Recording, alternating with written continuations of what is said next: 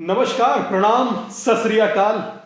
आध्यात्म से जुड़े आपसे जुड़ा वो भाव और भाव में पैदा होता वो स्वभाव जो आपको आपके परमात्मा से जोड़ता है, जो आपको खुद से जोड़ता है, जो आपको स्वयं से जोड़ता है, जो स्वयं में होने वाले परिवर्तन से जोड़ता है, उस परिवर्तन को दृष्टा बनने वाली ताकतों से जोड़ता है। यह कोई साधारण कोई ना होता है जो घटित होता है, मगर हम कुछ विधाएं ऐसी होती हैं जिसे निरंतर करते रहते हैं और वो विधाएं चलती भी रहती हैं। उसी विधा में एक हमारे नियमबद्ध संस्कार का एक प्रयोग है जिसे हम लोग कहते हैं यज्ञ हवन। हम लोग करते भी हैं और देखते भी हैं। कोई बड़ा अनुष्ठान होता है तो यज्ञ होता है, कोई बड़ा कुछ महत्वपूर्ण आध्यात्मिक कार्य होता है तो यज्ञ होता है, मगर यज्ञ होता है।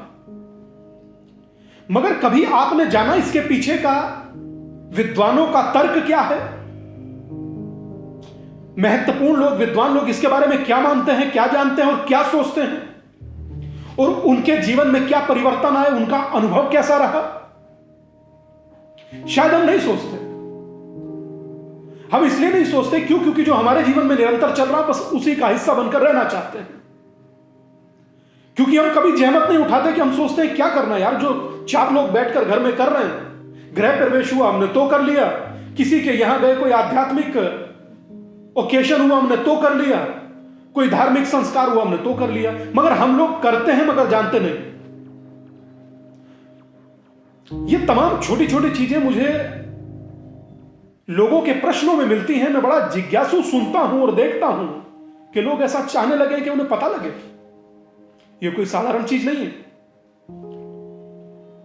और साधारण चीज जब असाधारण हो जाती है, जब लोगों की जिज्ञासा इसके प्रति बढ़ जाती है, और जब जिज्ञासा किसी चीज के प्रति बढ़ेगी, आप याद रखिएगा, वो चीज साधारण से असाधारण हो जाती है। मगर आप जानते हैं, हमारे यहां किया हुआ यज्ञ या हमारा यज्ञ या हवन, चाहे घर में हो, चाहे आश्रम में हो, चाहे कहीं पे भी, चाहे पहाड़ पर बैठकर हो, और उसके कितने आध्यात्मिक के साथ साथ विद्वान कहते हैं कि वो वातावरण को भी शुद्ध करता है। कुछ ऐसे महत्वपूर्ण विद्वान लोगों के तर्क हैं जो तर्क आपसे परिचित होने चाहिए। आपको पता होना चाहिए कि यह साधारण चीज नहीं है। कर देना मात्र और कर कर शांत हो जाना कोई साधारण चीज नहीं है। इसमें जो चीजों का मिश्रण किया जाता है रोचक है।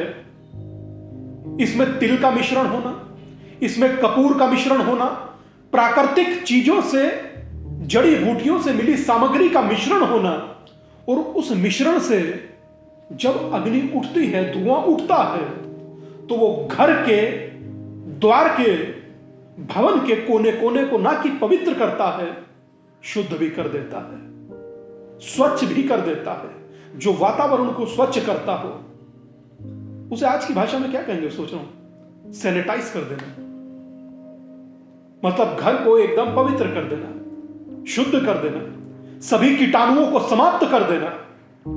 यह है आध्यात्म, और यह उस आध्यात्म में एक महत्वपूर्ण अंग है साधना का यज्ञ। सोचिए, सदियों से आपके माता पिता गृह प्रवेश से लेकर के शुभ कार्य तक जरूर यज्ञ करते हैं। विद्वान सच एक बात कहते हैं, मुझे कभी कभी बड़ा श्रेष्ठ भी लगता है, कि जब आपको किसी चीज का पता ना हो तो विद्वानों के बताए रास्ते पर चलना, वो रास्ते आपको मंजिल तक ले जाएंगे। क्योंकि विद्वान कभी गलत नहीं होते, हमारे पूर्वज कभी गलत नहीं थे।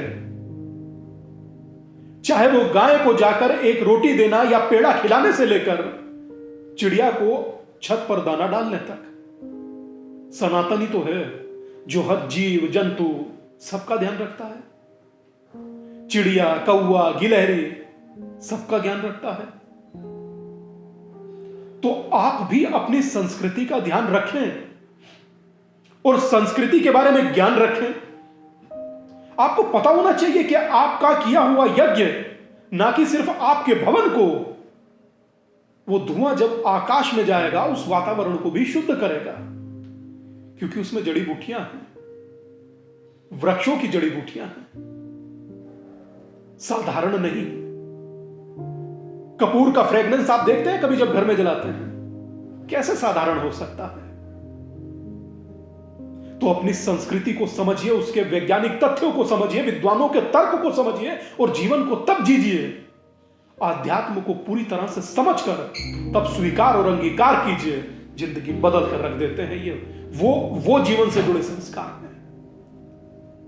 करिएगा यज्ञ, बताइएगा कैसा रहा अनुभव। नमस्ते।